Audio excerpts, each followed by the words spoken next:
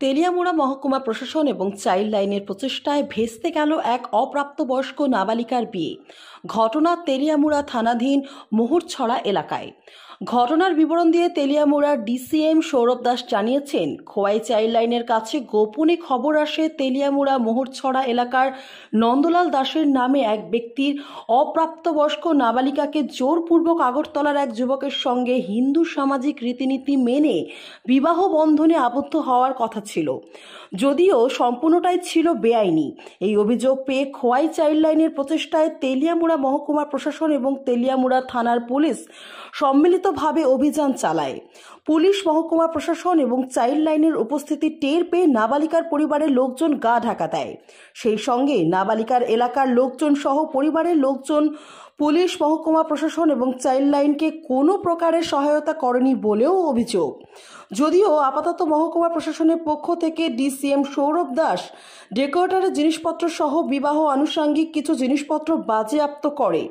তবে স্বভাবতই বলা যায় যে আধুনিকতার যুগেও নাবালিকা বিবাহের মতো কিছু প্রথা বর্তমান যুগেও রয়ে গেছে, সেগুলো থেকে বের হয়ে আসতে পারছে না মানুষজন, তার বলার অপেক্ষা রাখে না। তবে এক্ষেত্রে বুদ্ধিজীবী মহল মনে করছে বিভিন্ন সচেতনতামূলক কর্মসূচির পাশাপাশি একাধিক উদ্যোগ গ্রহণ করতে হবে প্রশাসনকে, তবেই শুধরে যাবে সমাজ।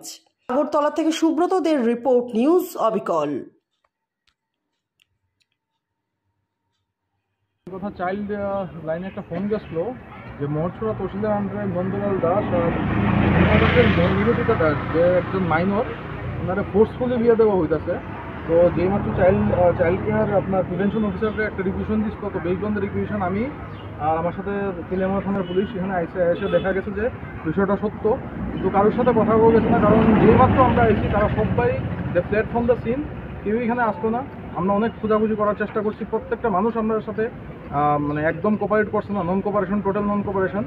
আর টোটাল এখানে প্রচুর মানুষ আছে যারা বেসিক্যালি রোজ ওয়ার এভরিথিং এই ক্রাইমটা যেটা হয়, এইটাতে আইনটা বন্ধ করা যায়, এটা লিগা এরা সাহায্য করতে আসতো। তো আমি বাধ্য হয়েছি এখন এটাতে just in order to prevent the marriage, আমার কিছু করার নাই। আমি জাস্ট এখন ওই ডেকোরেটরের 2টা জিনিস আর এই মেয়ের বাড়িতে ঠিক আছে একটা জিনিস জাস্ট আমি কাস্টোডিতে নিতেছি, পরবর্তী সময় এটা অ্যাজ পার প্রসিডিউর রিলিজ করা হবে।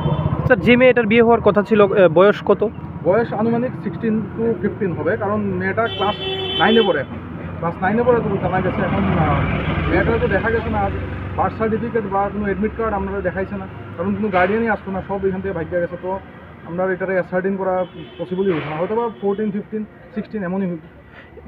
এখন কি স্যার বিয়ে বাড়িতে কোনো পুলিশের পুলিশ ডেফিনেটলি আসবে, চাইল্ড লাইনের থেকেও আসবে, রাত্রেবেলা পুলিশ আসবে। Thank you.